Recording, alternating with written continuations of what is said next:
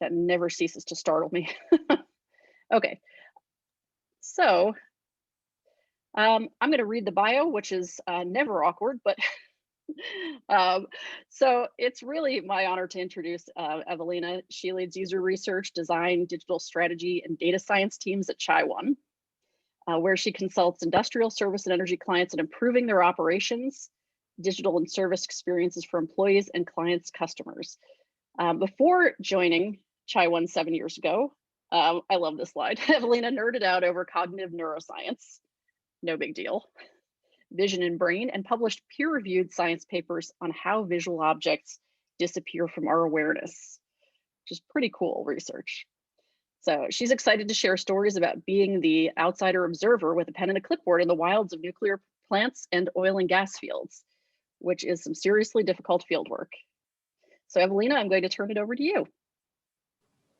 Awesome. Thank you, Liz, and thank you everybody for joining us this evening, Monday evening, and after many Zoom meetings and other types of meetings, still dialing in to hear what I have to share. So with that, every screen share service works in a different way. I have to switch my brain. I want to make sure that you're all seeing my slides. Shiraz, thumbs up. And if I click, it moves. Thank you. Even though it says sharing paused. I will assume that everything works until Liz hollers at me. Yeah, you're good. Awesome. Thank you. So as Liz gave the intro, my research is in the user research domain. In the last 7 years, at least it has been. And my team and I have done research in nuclear plants, industrial inventory yards. So this is an image from an offshore rig inventory yard in Louisiana. We've been at industrial instrument calibration sites, industrial construction sites, oil and gas rigs, onshore, offshore, refineries, you name it. If it's industrial and not on your vacation destination list, that is where we have traveled and been. And in that time, traveling to a lot of these locations, we've had a lot of mishaps and adventures. So some of the mishaps were having to walk to dinner on a country road at dusk when it's dark and dangerous, but you're hungry and there's no transportation around. We've had sunburns that we couldn't take care of for a couple of days because we were not prepared to be out in the sun. We had arrived at a destination just to find ourselves literally in the middle of nowhere. That has happened to me twice. And I had to navigate somehow to the correct destination. I don't know how I got there in the end. I did. But the feeling of, oh my God, I am lost and I'm going to be late to my meeting was definitely true. So a lot of these mishaps and adventures have formed for myself and for my team a lot of lessons learned that I will share with you today. And I will assume that you know or you will learn how to do research. So I will not talk about what it means to be a user researcher and what kind of methods you should use when, where, and how. But really what I will focus on today is truly meeting your basic needs as a user researcher. So to make sure that you are rested, you are safe, you are warm, you are hydrated, you have food, so that when your basic needs are met, you can truly do your most outstanding intellectual work as a user researcher. So my advice is grouped into 6 categories that are listed here on the slide. And I'm sorry, maybe it's just me, but I can't. For me, the slide deck is still in like the slide deck mode. It's not in presentation mode yet. So let me see. And thank you for speaking up. Let me see if I share it a different way. I don't know if anyone else is seeing that. See, now it's in the, yeah, there we go. There we go. Perfect. Yes, perfect. Thank you. Does that mean you did not see anything except my cover slide? I didn't yet. I don't know if anyone else did. I didn't yet either. Oh my goodness. Never a dull moment with Zoom. Yeah. Are we seeing my cover? Yes. And the nuclear plant? Yes. Okay, so this is where my team and I hang out. These are the most important images of the whole deck. So it gives you a sense of what it's like there. The dirt, the grime, the oily substances. So, and then of course, then I want to show up the updated version of the Maslow's hierarchy of needs diagram that our designer created. And this is really, my talk is about meeting the basic needs that we have as researchers and as humans out in the field doing our work. So my advice is grouped into 6 categories, and I'll talk through them individually, and there are unique points to each of these. But because we have an hour together and we have things to do after the meetup, I won't have all the details and all the advice that I could share with you listed in the, or shared with you today in this presentation mode. But at the start of the meeting, and I can do that at the end, I have shared a link to a slide share where you can access this document, and that document has additional slides that you will not be seeing here today, but you can use them as a point of reference in the future when you are yourself preparing to travel to, maybe it's a nuclear plant, but maybe it's another location that is just unfamiliar to you. So if you want to follow along with some tips and tricks and some checklists, you will be able to access that information if you download the SlideShare. So I'll dive into the first topic, which is the topic of logistics. And here I'll talk about just creating your overall plan, which is the most important thing to do if you take any advice from my presentation today. I'll talk about traveling and the different modes of transportation and some things to consider there. And also a few pointers about finding accommodations that will help contribute to your comfort and success as a researcher. So if there's any one thing that you do take away from today's meeting, is that you should have an overall plan for your trip even before you head out.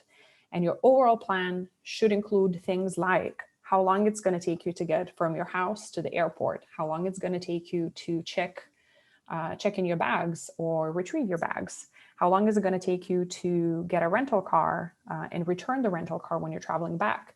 What are the local traffic patterns that you should be aware of so that when you're thinking about your accommodations and the destination where you are collecting data, that you can account for that travel time and make sure that you are truly optimizing how much time you're going to have to spend with your research participants when you are meeting them on site.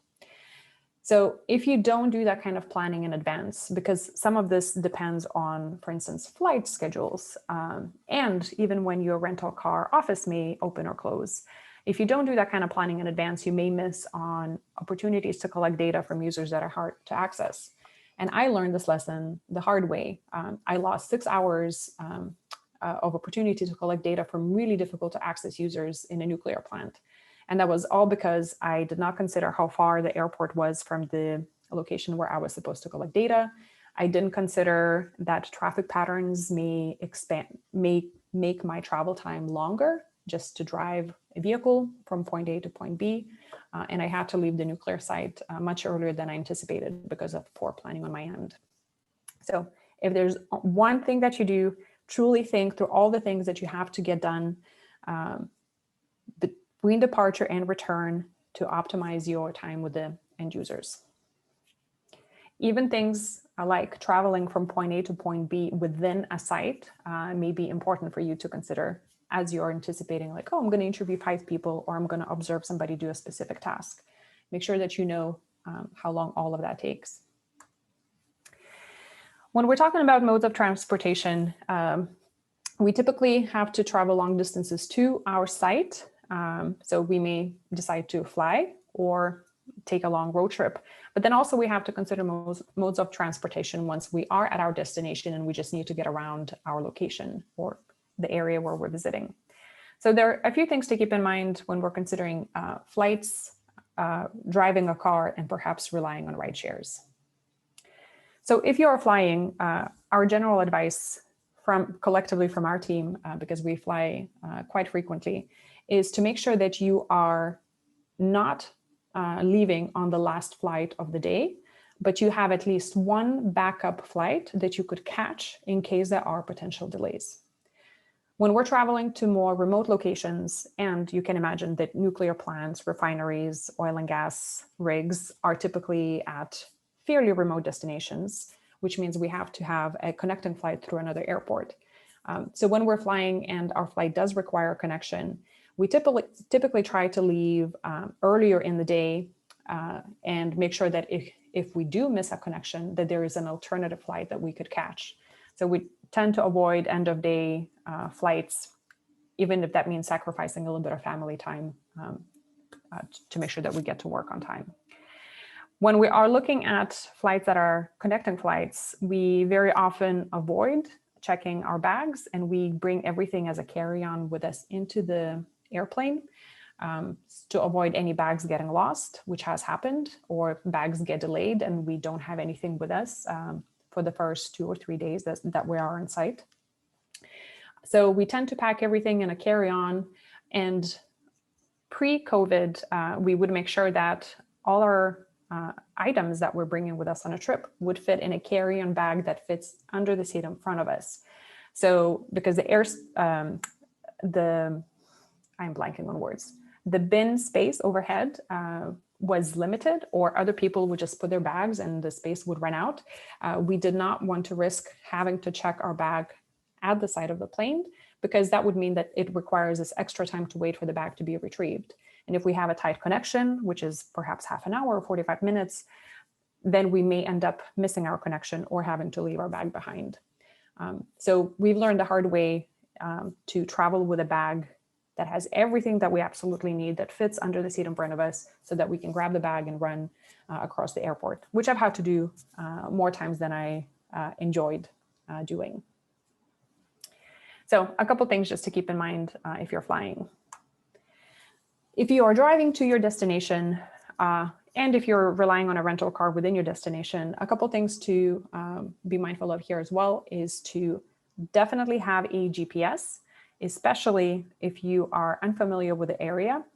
You may say, okay, my phone has a good connection. I have a lot of maps on my phone. So whether you're using Apple Maps or Google Maps, and you may rely on them for your day-to-day navigation, keep in mind that in more remote areas where a lot of these destinations that I travel to are, cellular network access could be limited, or it could be infrequent, or it could get interrupted. So if you're relying on your phone to provide you directions, you may find yourself disappointed at the accuracy or quality of the information that you're getting on your device. So GPS has become my friend. I do not travel to unknown locations without a GPS. And a second point to consider is at least do your homework ahead of time if you decide not to get a toll pass, but do know whether there are toll roads in the area where you're traveling. Because whether you're using your phone to navigate or a GPS, you may end up on a toll road and you may have no way to get off it without a toll pass, or you may have to then deal with paying the toll bills either through your rental car company or for yourself after your trip. And that creates additional stress and could incur additional fees that you may not want to pay, or that your company may not even reimburse you for. When I was traveling in Chicago, my penalty for not having a toll pass was $30-some. So not the money that my customer would want to pay, and not the money that my company would want to reimburse me for as well. So things like that to be aware of really help. And I will harp on the GPS being your best friend probably a couple more times during our meeting today. But I did find myself arrived at a destination a couple points in my travels to literally find myself in the middle of nowhere because I was relying on my phone and not on a GPS. And one of these trips was outside of Houston, just half an hour outside of the main Houston metro area.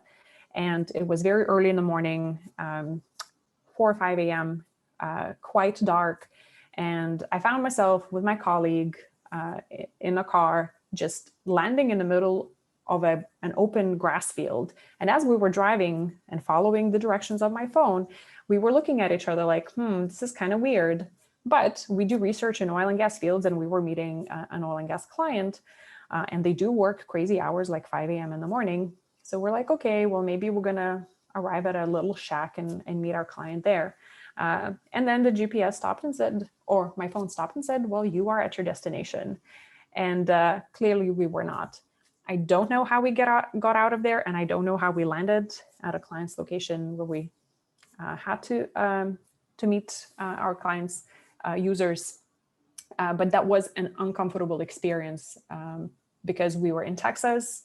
There's a lot of no trespassing signs. Texans love their guns.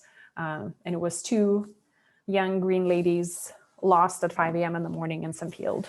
So get a GPS, travel with it.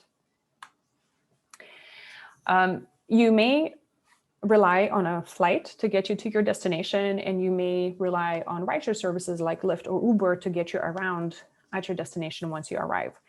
And I learned the hard way that Lyft services, for instance, or Uber services are not really as readily available as I was expecting or anticipating. While they may be very accessible here in Houston and accessible in Philadelphia, where we landed, and a Lyft service could take me from Philadelphia to my destination an hour away from Philadelphia. Catching another ride from my destination back to the airport was another whole story. So I was an hour outside of Philly, and we realized that there was no rideshare service available. There was only one taxi cab in the whole 20-mile radius, and the taxi cab was busy for the evening. So we had no way to go to dinner except on our own feet. We had no easy way to even get to our client's location that was less than half a mile away from our hotel. And we had to think really hard about how we were going to get from our destination back to the airport on the day that we had to return. And that was all because we simply assumed, coming from a big city, that of course there's going to be a Lyft or an Uber to get us around. So that evening, because we were all hungry and the hotel did not have any food available except packaged cookies, we walked on a country road very similar to what's illustrated in the picture. Dusk time, no sidewalks, windy country road, and cars just passing by. It did not feel very safe. Thankfully, none of us got injured, but it was not a comfortable experience. And again, had we done a little bit of homework and preparation, we would not have had that experience. And the final point when talking about logistics I want to discuss briefly is a destination of where you're staying and what your accommodations may be. So because we travel to a lot of remote areas, again, nuclear plants, refineries, oil and gas fields, a lot of those areas are not your vacation destination regions.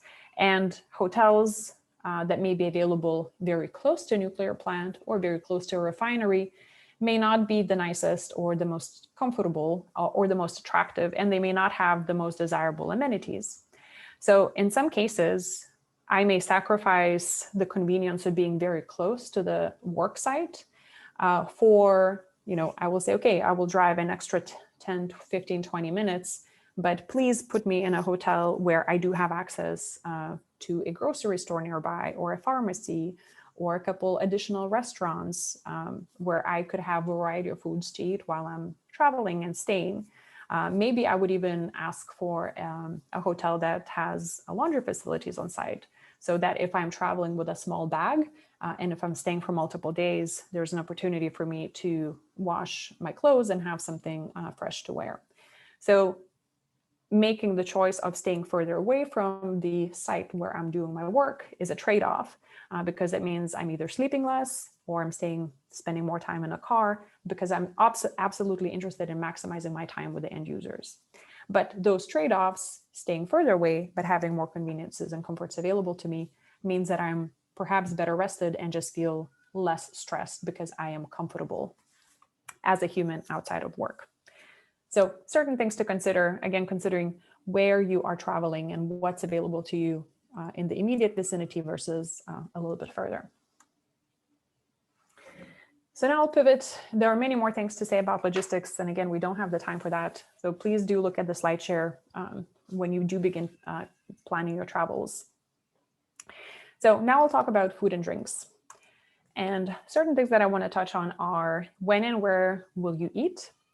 Whether you should bring your own food, and that's a leading question. The answer is yes. And a couple of things that you should know about drinks. So the question of eating is very important. We're human beings, we need sustenance. If I don't eat, I get really cranky. And if I'm cranky, I cannot focus, I cannot concentrate. I definitely cannot be the most excellent researcher that I tend to strive to be. So when I travel, and even before I travel, one of the key questions that I ask my host is whether there's a cafeteria on site, or how do other employees within the site get their food. So in some instances, perhaps it's an industrial construction site, everybody who comes to work on site, they bring their own lunchbox.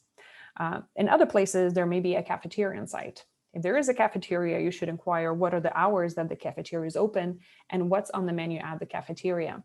If you have a dietary need or restriction, for instance, I'm vegetarian, you may want to check whether your dietary needs will be met at that cafeteria. And in some cases, the answer is no. So it's good to know that and be prepared. In other cases, the host may order food to be brought in at the site. And so if the host is going to do that, you definitely want to coordinate with them again to make sure that your dietary needs are met and to make sure that they will be providing food for you. Because if they're not, you need to make sure that you are taking care of yourself.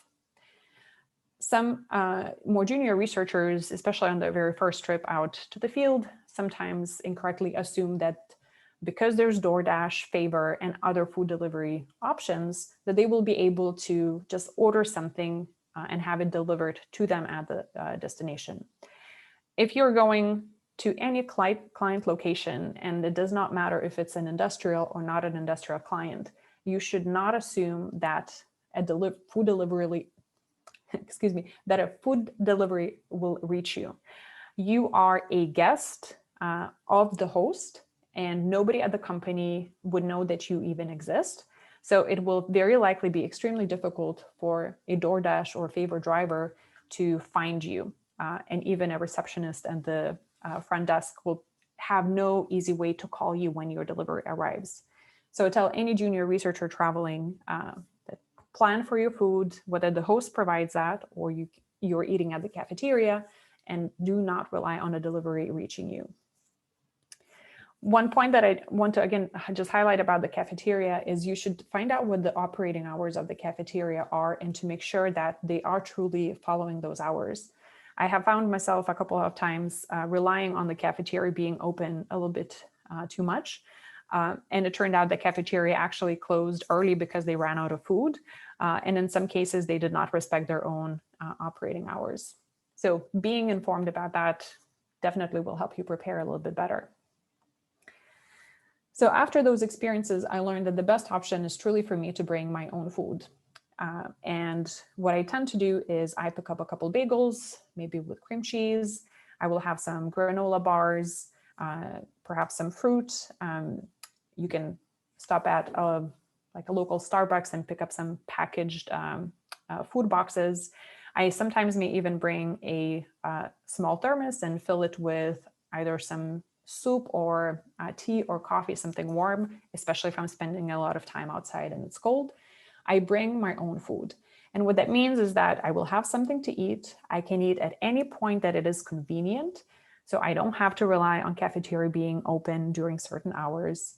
And it means that even if cafeteria were open, but I have an opportunity to observe a participant or to experience something, I can then adjust my plans and go collect that data and eat a little bit later without worrying whether or not food will be available once I'm done. So my general advice is pack your own if you can, and if those amenities are available to you around the site or around your hotel where you're staying. A couple pointers about drinks, because we do need to stay hydrated, not only fed, is that if you are doing research on an industrial site, all of your containers that can have liquid have to be covered to avoid spills, because a spill is a safety hazard. You should also avoid any glass containers. So even though the picture looks like glass, let's assume that it's plastic, because glass presents another safety hazard if it breaks. You should also inquire of your host whether you will have opportunities to fill up your water bottle or have access to coffee or tea, whatever you may desire to drink, because depending on where you are, none of that may be even available to you. You may have an opportunity to fill up your water bottle at a fountain first thing in the morning, but not for the rest of your day, especially if you're doing ride-alongs. So knowing what is available to you will help you prepare. And so I tend to just buy a gallon of water at a gas station. Once I arrive at a destination, I keep that gallon of water in my car and I refill my water bottle and I carry that with me throughout the day, and top off as needed. In some locations, of course, a water fountain may be readily available to you, but in most cases, employees tend to take care of those items for themselves during the whole day. So we are hopefully rested, we're traveling comfortably, we are eating and drinking and sustaining ourselves. So now let's talk about how to dress and what kind of gear you may want to pack and bring with you. So one of the things that my researchers asked me is what kind of clothing is appropriate when you're working in industrial sites? And what should you do about any sort of protective gear? And then how do you carry all the items that you're bringing along to the site with you? So the first thing about clothing in the industrial spaces is that you should forget any sort of office attire. You should not wear that at a nuclear plant or a refinery or oil and gas field. First of all, that kind of attire makes you stand out as a total noob to the location, but also it does not protect you as well as some additional clothing that I'll talk to you about in a minute. So what clothing is appropriate is clean and sometimes industry-specific clothing that can also be safety-rated clothing that I'll show you in a minute. My basic attire includes dark jeans, steel-toe boots. So steel-toe boots are a must at any industrial location, whether it's a refinery or a nuclear plant. It's to keep your toes and feet from being damaged or hurt. I wear dark tops that are short and long sleeves so that I can dress in layers, so that if the weather conditions outside change, I can take them off or put them on and still feel comfortable, and a plain jacket that will keep me warm. So what I want to call out here about the materials is that the fabric of these clothes items is thick. It tends to be resistant to tear, to dust, to dirt. So you want to dress in those kind of clothes because you're going to spend time in an environment that has dirt, rubble, dust, and you may trip, you may fall, you may touch things that are not clean. So any of your nice office attire is probably not going to withstand that type of environmental impact. And also, again, it makes you stand out like a noob and a person who does not belong in that environment. In addition to this basic attire, you may also consider items like socks and fingerless gloves, or a baseball cap or a wool hat. Maybe it's a raincoat or a poncho or a winter jacket. So you have to consider what kind of environment you're going to be spending time in to make sure that you are dressed appropriately for work, but also appropriately for the weather conditions to make sure that you are taking care of your own body and your own well-being. When I tell some of my team members that I did research outside of a nuclear plant at 20 degrees, that was the high of the day, 20 degrees Fahrenheit for 3 or 4 days in February in Illinois, they say like, oh my God, how did you stay warm? And I joke about having wool underwear that kept me warm. And it's not wool underwear, it's actually silk base layers that you can buy at a camping store. So if you're an outdoors person, and you like to camp when it's really chilly outside, you can buy some really great clothing that is light and keeps you warm. And that's what saved my skin.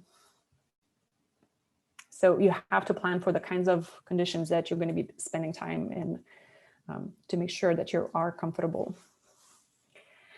But in addition to just clothing that fits the environment, you also need to know about protective gear, because the industrial spaces are hazardous and they care about safety quite a bit. So I'll talk about that in a minute as well.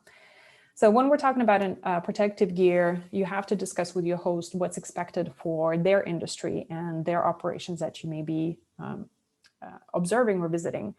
So in some cases, you may be required to wear fire retardant clothing, and fire retardant clothing can be stuff that you just wear regular, either on top of, let's say, your exercise clothing, or as a layer on top of everything else that you have on.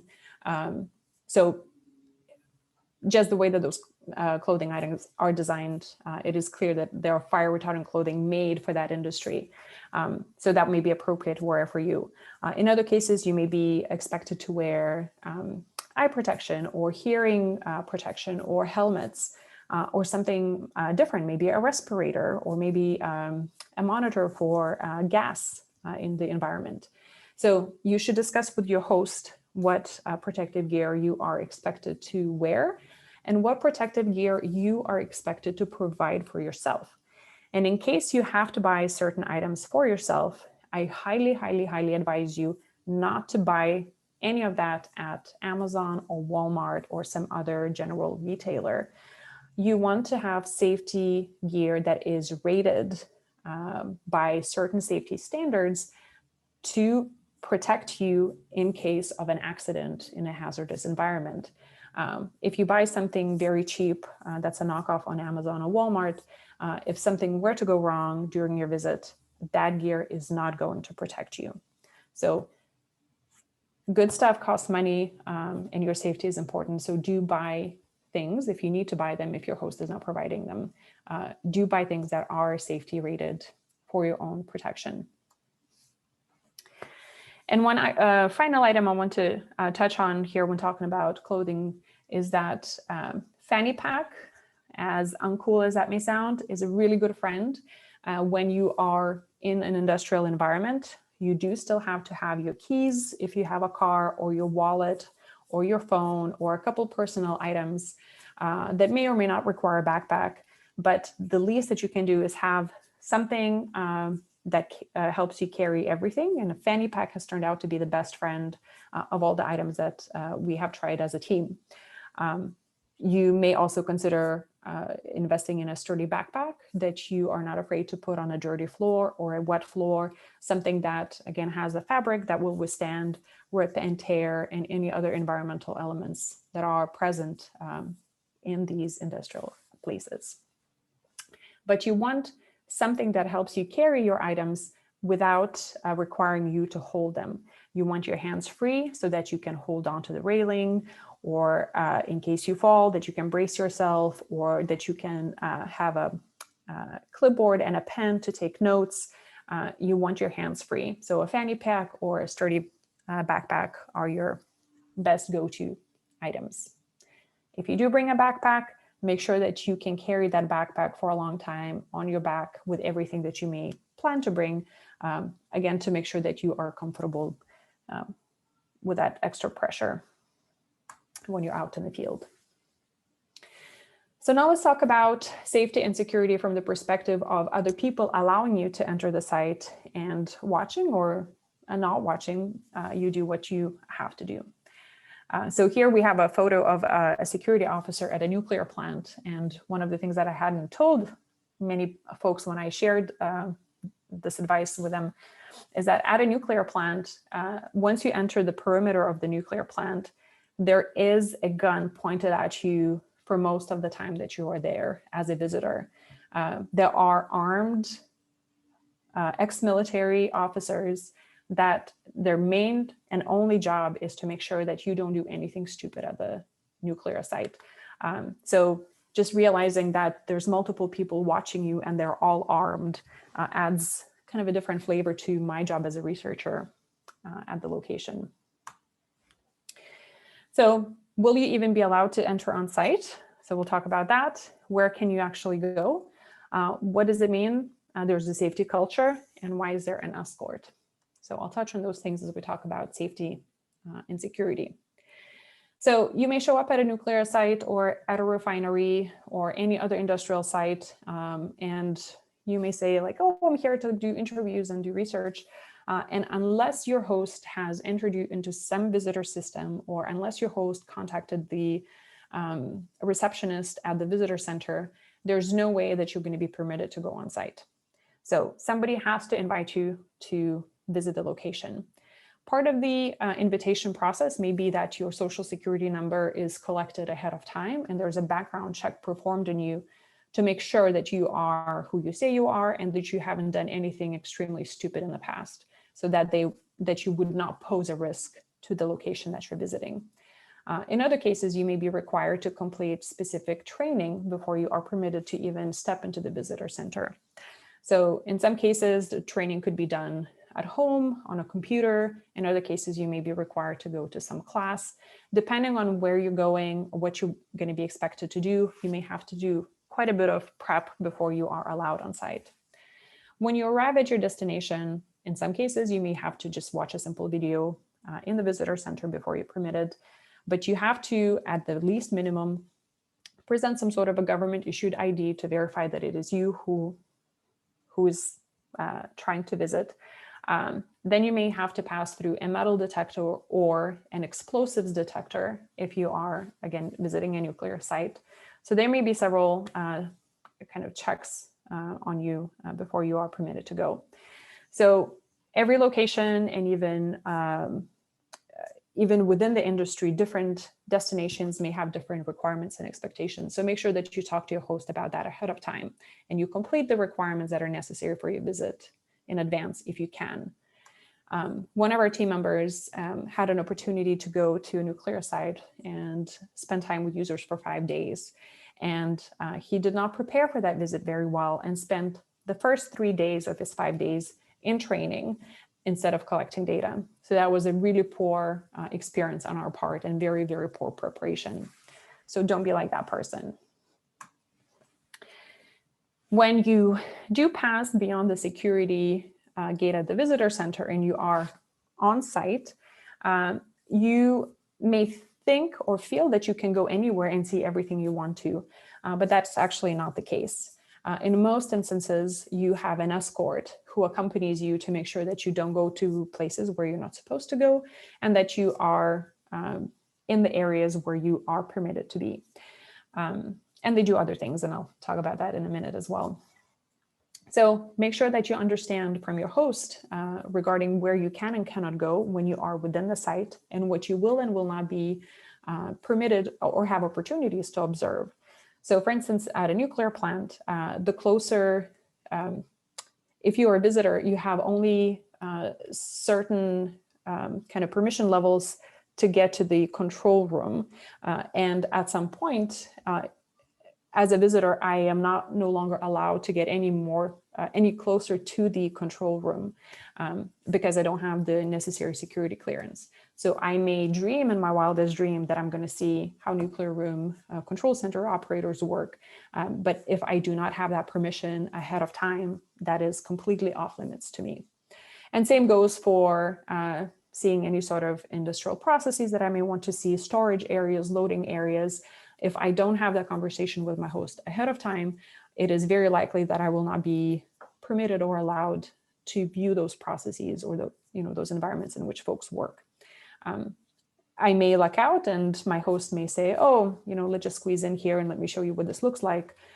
But it is also very possible that they would say, "You're permitted to be in this rectangle only." So talk about your needs ahead of time before you visit to make sure that your visit is the most optimal. I also want to touch on safety culture, because in all industrial sectors, it is extremely important.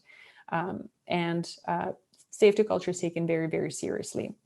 What that means for each company or each industry can vary, but things like following designated walking paths, not talking on your phone as you're walking, holding a handrail as you're walking up or down, starting a minute with an observation or a safety minute, starting a meeting with such a kind of observation may be part of the safety culture. So you should learn from your host ahead of time, and maybe perhaps from your peers, what is the safety culture at your client or at the industry where you're going to be doing some work. Your goal should be to understand what the safety culture is and to make sure that you are following the safety culture procedures yourself. You do not want to be perceived as a hazard to other people who work in that industry day and night. And you don't want them to mistrust you if you don't follow the expected protocols and procedures. So being aware of those is very important.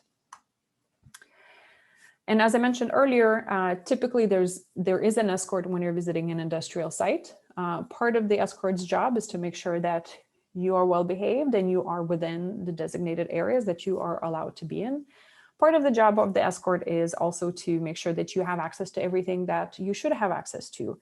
So if they need to chase somebody down, or some John Smith is not showing up for an interview when he said he would, the escort has the tools and means by which to assist you to make sure that you are able to do a lot of the work that you came to the site to do.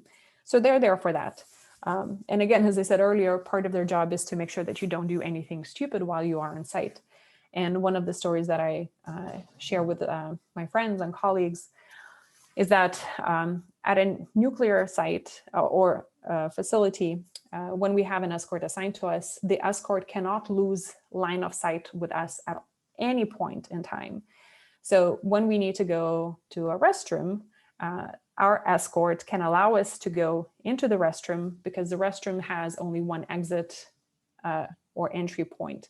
So as long as they don't lose sight of the restroom door, it's okay that they don't see us behind the door. But you can imagine that it's quite awkward to be in a restroom, you know, doing your business and then knowing that your escort is standing right outside the door waiting for you to be done. So yes, it is awkward. It's not fun. It doesn't improve with experience. It helps when your escort maybe is the same gender as you are, but that's one of the unperks of doing research at these crazy destinations.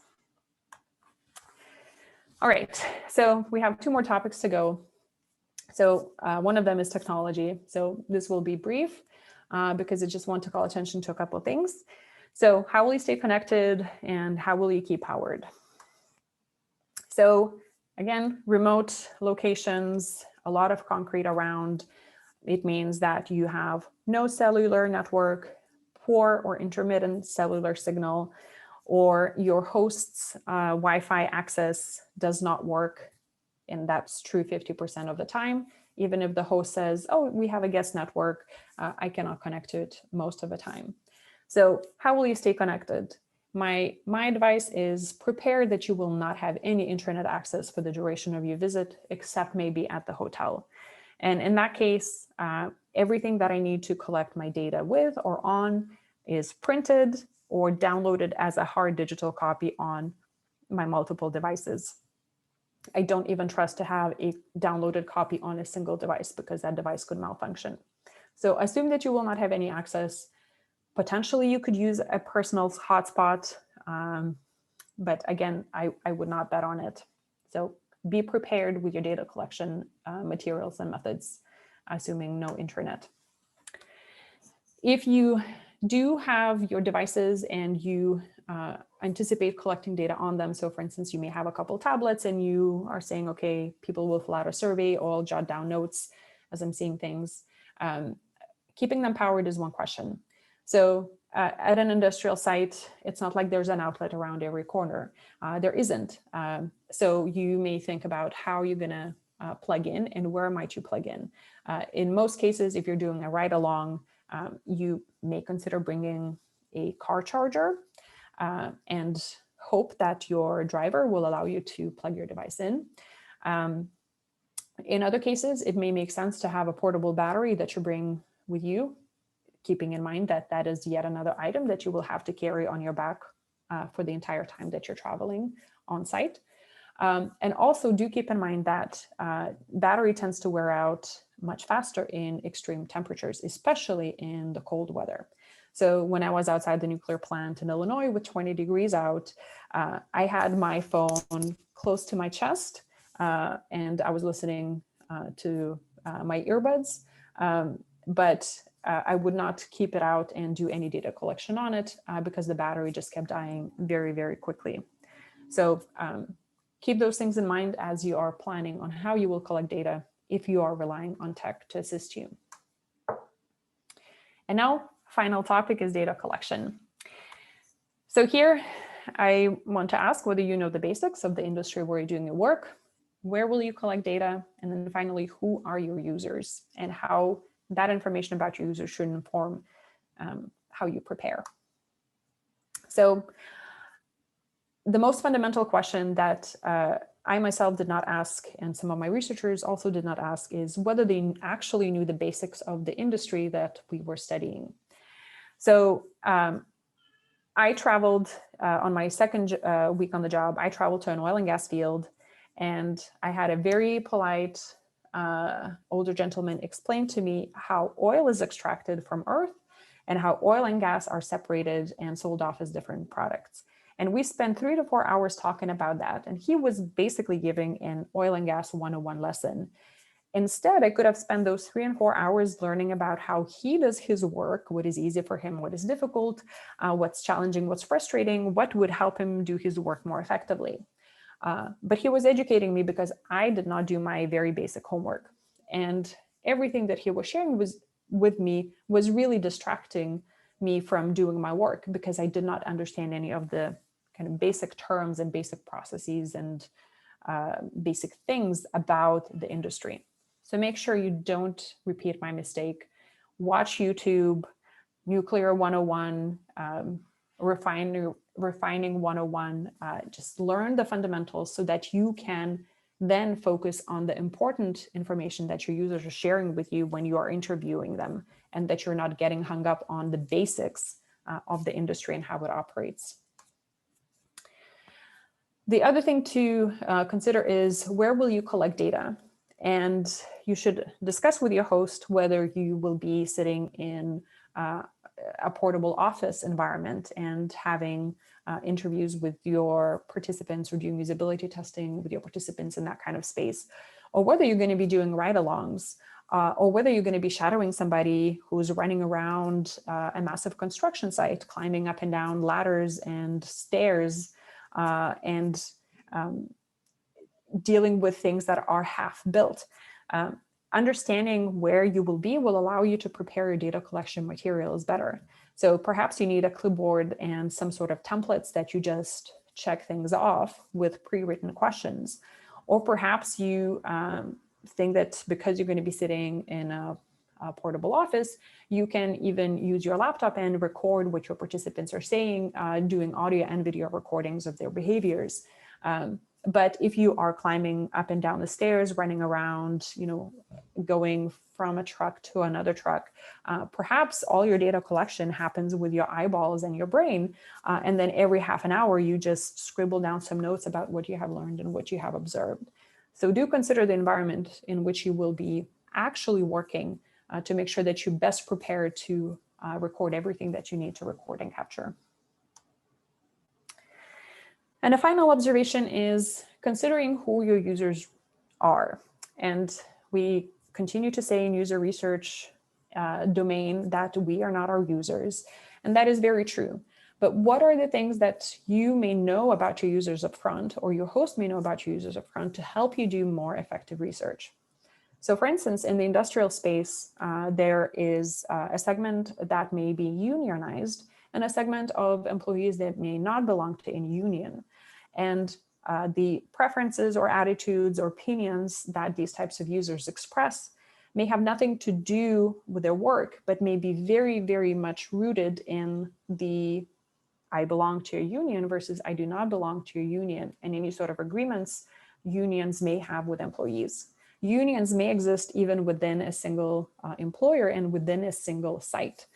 So how to deal with those types of employees, whether you will have even access to those employees, how much they would share with you, what they would share with you, can significantly impact not just how you collect your data, but also what you do with that data. So make sure that you ask your host about any such information. Keep in mind that your users are at work and they are working. So even though they may have agreed to come and be your participant at 11 o'clock, if an emergency happens in their workplace or something more important comes up, they may not have a way to contact you to let you know that they will not be coming. They may show up early. They may bring a friend or a colleague. They may have to leave their session early because they have to respond to something that's important. So you are coming into their work and you need to make sure that you are flexible enough to accommodate people who are doing their work at work. You may also run into users who have very different attitudes, opinions, behaviors, preferences from you as a human being. I've found myself in many situations where my users have their own kind of subcultures and they like things that I have no way to relate to. I've been in groups of users who bring up extremely inappropriate topics at work that in some places would raise all sorts of HR flags. They talk about politics, they talk about socioeconomic issues that I may or may not agree with. So being prepared for those kind of interactions and knowing that as a researcher, I have to build rapport with these users so that I can do my work is something that you need to kind of ponder and prepare for to make sure that you don't break the rapport that you may build with users and be successful again in your work. So some food for thought and definitely open to discussion and sharing stories and experiences. There's no one clear answer to that. But I have shared a lot. And as I mentioned, there's much, much more in the slideshare that you can read through at your own leisure. But things to make sure that you are rested, fed, hydrated, not stressed, that you are safe. All those things to consider are how you're traveling, where are you staying, making sure that you have access to food and drinks, making sure that your body is protected with comfortable, sturdy clothing, as well as any protective items that may keep you safe in the hazardous environment. Making sure that you are permitted to go on site and you know where within the site you are going to be doing your work and that you are respecting the safety culture. Making sure that your devices are in a condition to help you do your work if you're going to use your devices, or perhaps you're going to go old school and use pen and paper. And then, of course, understanding how and where you're going to collect data to make sure that it is the most optimal way for you, given the constraints of the environment in which you're in. So a lot of advice, but I would also love to hear your stories as well. It's an ongoing lesson. And now we'll open to Q&A. Thank you. At risk of going first, does anybody else want to go first?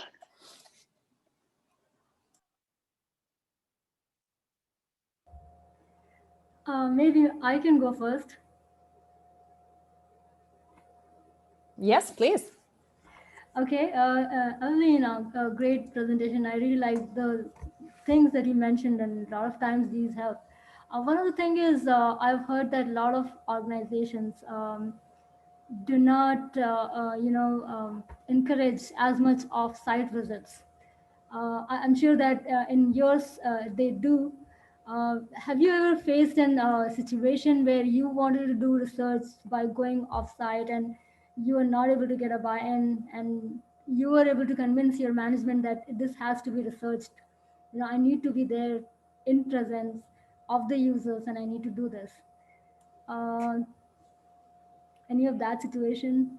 Yes, I think that used to happen several years ago. There used to be more pushback against having people visit. I feel that industrial clients overall have changed their opinions. I don't know if we've become more convincing or they themselves are just learning from their peers that, oh, we had somebody come and look at things. They have a fresh perspective. They were able to share some interesting findings with us. So I don't feel that there's a lot of pushback, at least in our experience, the way that we used to deal with even 5 years ago. But showing the value of your work, if you do have a skeptical audience, definitely helps quite a bit. So one of the best ways to show value for our team has been showing the discrepancy between how managers understand the work being done versus how the work actually happens if you get to talk to the people doing the work. Because managers no longer turn the wrench and clean the oil of the ground and clean up all the mess that somebody has made. And so learning from the people really doing the work and how it happens, kind of where are the bottlenecks, where are the inefficiencies, and kind of highlighting those unknown pain points to the managers has been one of the best ways for us to demonstrate value. Because managers kind of separated from the nitty-gritty daily grind kind of feel that, well, this is the way things are, there's no room for improvement, and they no longer relate to the pain that happens for the frontline employees.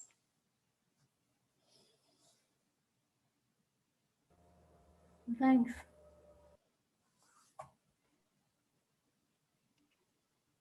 So I have probably a sort of basic pandemic question. How has the pandemic affected the team's capacity to do research? Have you been able to come up with any creative solutions for not being able to travel much in the last 12 months?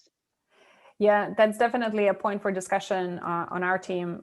People don't feel safe traveling because for their own personal safety, right? They're like, I'm not comfortable being around other people. Other people are comfortable, but clients are saying, well, all of us are remote, so there's nothing for you to observe. That is not true for nuclear plants, refineries, etc. That's nonstop, critical employees, and all of that, right? So some of the ways that we've worked around that were to identify people who are comfortable traveling or comfortable traveling with certain adjustments. So where instead previously we would fly to a destination, we are now taking a road trip and driving, if that's a preference of the employee. Whereas previously instead we would stay at a hotel, perhaps now we're staying at an Airbnb, so that the environment and who we're exposed to may be a little bit more controlled. So of course that varies from the level of comfort of the employee traveling. One interesting observation that a colleague of mine made, because we are doing a project right now for a fertilizer manufacturer, was that, of course, these fertilizer plants and terminals, again, are not in your vacation destination locations. So they're in fairly small towns where you have about maybe 10,000, 20,000 people living there. And what she said was that it was very obvious who in the town was an outsider and who wasn't, because all the townspeople don't wear masks. Their attitude is, well, this is just us homies, you know, COVID spread between the 10,000 of us, whatever. Oh, but you're coming, you're an outsider, you're wearing a mask, so clearly you're not one of us. So that was an interesting observation. And even in photos that she shared from the site visit, even though employers have to say per OSHA, you have to wear a mask, etc. You know, the masks are hanging off your ear, and because we're all homies sharing the same office environment, same kitchen, and that's the spirit. So I thought it was interesting. Yeah, that's sort of another way of making the researcher an outsider. You're like visibly marked. Visibly, and of course, we have certain levels of comfort and we don't want to take our masks off because nobody want to get sick, but yeah. That's where you bring a big box of donuts and you say, I'm so sorry, I'm an outsider. Please, please help me. You appeal to their humanity, and you know, they treat you like a silly person, but then they build rapport and they share things with you that you otherwise wouldn't know. So at least in my experience, being the humble, you know, I'm a bumpkin from a big city, please educate me, has worked better than, you know, I'm so smart, I know everything. Yeah.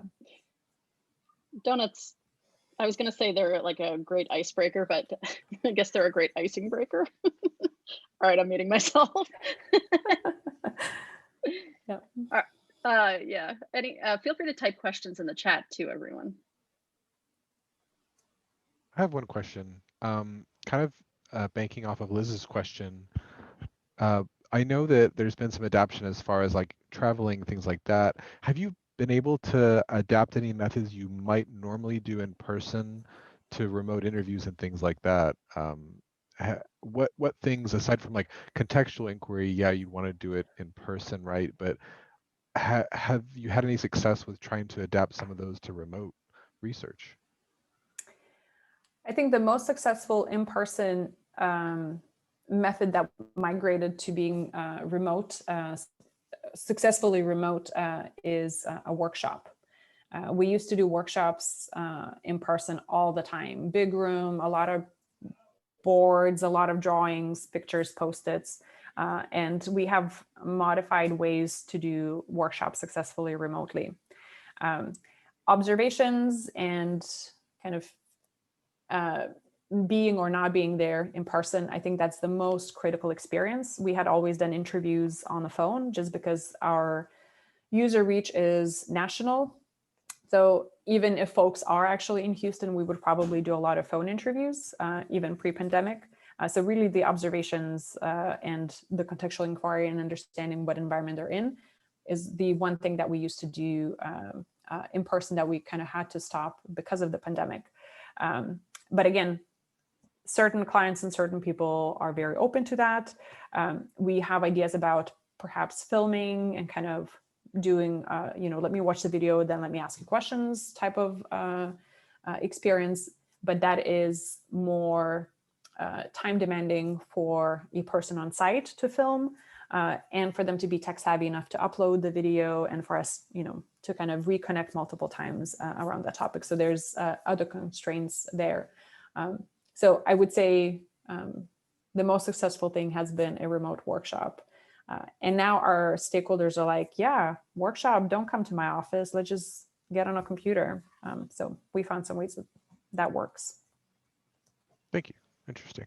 Yeah.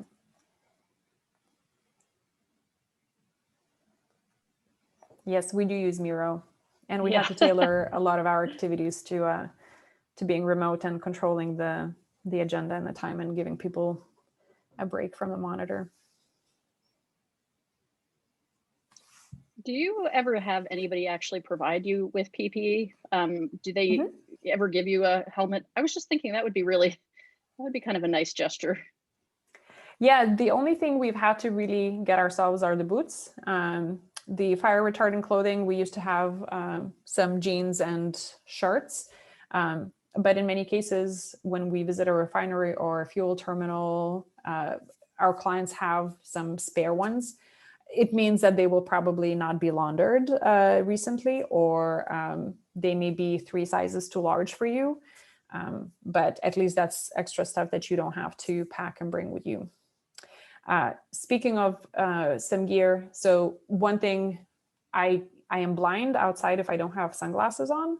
And in some of the locations, again, a lot of the industrial construction sites, you have to have protective eyewear. And if you don't have your own that is safety rated, they will give you kind of the standard safety rated protective wear that is clear. So if you need some sort of eye shades to be able to see outside and kind of like open your eyes, you might want to look into getting something like that that's safety rated and sun prevention focused before you go on a visit.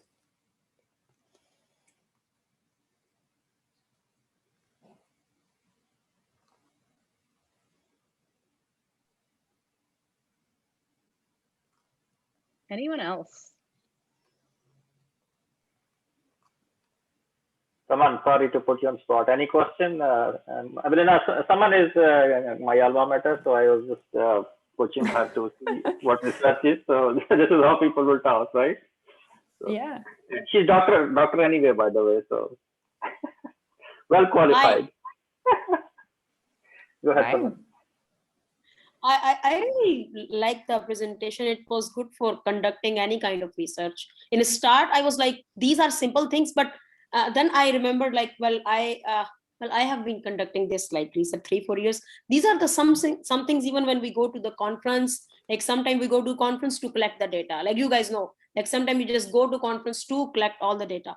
We don't think about these things. And then these were so minor things. And I mean, in the start, Shiraz suggested me to attend this. I was like, these are minor, but then I realized these are very, very important things. And especially with pandemic stuff, like what's her, Liz Rodel, you asked that question, the pandemic thing. So these things are very related to that. So I really love that all of it. It's really, these small things matter. So these are useful ideas. Thank you. They especially begin to matter when several of them don't work the way you expect. When one of them doesn't work, you're like, okay, I'll make an adjustment. But when you're away from home and you miss your flight, and so what I did not say about the rental cars, if you are traveling to a small town, again, all of these locations are not sexy. So you will travel to a small town and you have a delay, your rental car office may close before you land. And so that happened to me in upstate New York. I had 10 minutes to get my car before they closed because I was so delayed. And a colleague of mine got stuck on her connection. And so she had to sleep in a different town. And so she had to find a lift the next day when she came. And I was terrified of getting into a lift in the middle of the night in this upstate New York, tiny town. Even as I was driving my rental car, which I thank God I had, there was no light around me. It was 10 p.m. There were no towers, no homes. I was like, if I break down or if a deer crosses my path and I hit it, like I'm screwed. My cell phone didn't work. I was terrified. And I was like, I would probably feel even more terrified being in a car with a stranger because, you know, they could just pull off the road and do whatever. I had a colleague who was into murders. So she kind of seeded those thoughts in my brain, but it's not fun. And had I known that the rental car place closes so late, I would probably have taken the first flight out that day rather than be like, oh, early afternoon flight, I'll get there in the evening, comfortable and all of that. Yeah. So those kind of things can add up and become big stressors and irritants and just make me a grumpy person and not as successful at my work as I could be otherwise. Yeah. So I'm all about being comfortable. Yeah. What I'm hearing in all of this too is if you're going to be a researcher, you better also be willing to be a pocket project manager because, you know, anticipating everything that can go wrong is because things will, and they will go wrong, and anticipating it sounds like half the battle, really. Yeah, prepare. And I'm also from an Eastern European country. So we had a plan A, B, C, D, E, F, and maybe even further. So that's part of my upbringing as well. Yeah. Have you ever had a situation where you were promised a kind of research access and you arrived to find that the access wasn't really there and you were kind of stuck in a situation where you couldn't observe what you were intending to observe? There have been such situations. There's usually something else to see and do. But that reminds me of a situation that a colleague of mine dealt with where she came to do kind of a working session with people and they flat out refused to participate. They were extremely rude. Even the project stakeholder was there and they were like, we have nothing to tell you. We said we're not interested. They opened their laptops and just wow, did not engage. And both the stakeholder and her were just looking at each other like, okay, what do we do now? And I don't know how I would handle that situation because then all doors are just closed to you. You can't, maybe she should have brought some donuts. Yeah, but in most other scenarios, if what you came to observe is not available, you can kind of finagle your way around and say like, well, can I see this? Can you show me what's going on here? Who can I shadow? Can I just sit here at the front desk and see how things happen here? So that typically tends to work. I have one experience. So I was conducting research in I worked in sustainability education. I worked in university settings. So once I was like working on the policy, you know, like policy happened, but people don't know. So I talked to someone and I told them something that in university policy, they are doing this, they were not doing this. The person was so shocked and was not ready to give any information. But I was still able to get information from that participant. Like I changed whole interview and everything. Sometime when you are supposed to get the data, you have to change all the thing. like why I'm here and everything, because you need, especially from those people, because I was proving the mismatch of policy and practice. So that person was the perfect candidate to show that policy is something else and practicing it is that person. But like otherwise that person would not give me any data. They would say, oh, I don't want to get interviewed, I feel so uncomfortable.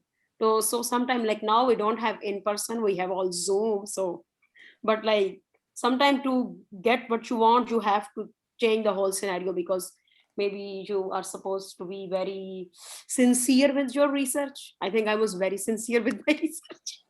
So you have to change all the things. I mean, this like car rental thing is also kind of dangerous stuff, but sometime in person with the people, because I'm into social sciences, so we have to talk to a lot of people. So yeah.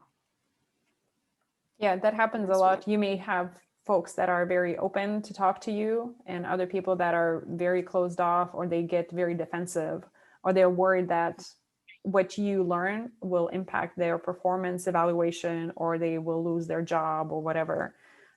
So you have to be very sensitive to the people that you're engaging with, and as you said, be flexible and adjust. Yes. What you're asking, how you're asking. Maybe you should ask those questions a little bit later after they feel a little bit more comfortable. So like bring them there. Like in a start, you have to sometimes, like, I mean, we already follow a semi-structured interview, but sometimes you have to change and start a lot. So then you can come to where you, I mean, at the end, we want our data, but you have to be sensitive towards them so they can give you what you want. yeah, very true.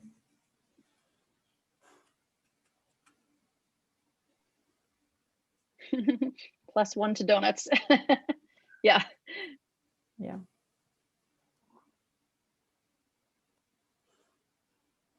Anybody else?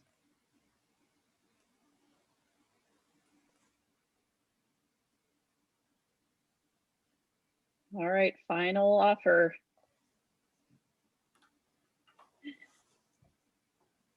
Okay, Evelina, thank you so much for doing this. Thank you for having me, and thank you for joining and spending this time here rather than elsewhere. I know. I mean, it's we got a little bit of a break from other things. So yeah, thank you all for coming. The recording will be posted on YouTube, and make sure to check out Evelina's slides if you missed anything in the chat. And yeah, thanks. And again, send your portfolios to uxpahouston@gmail.com if you're up for being publicly critiqued. They'll be nice, I promise. So thank you, everybody, and have a good night. Thank you. Have a good night. Stop recording.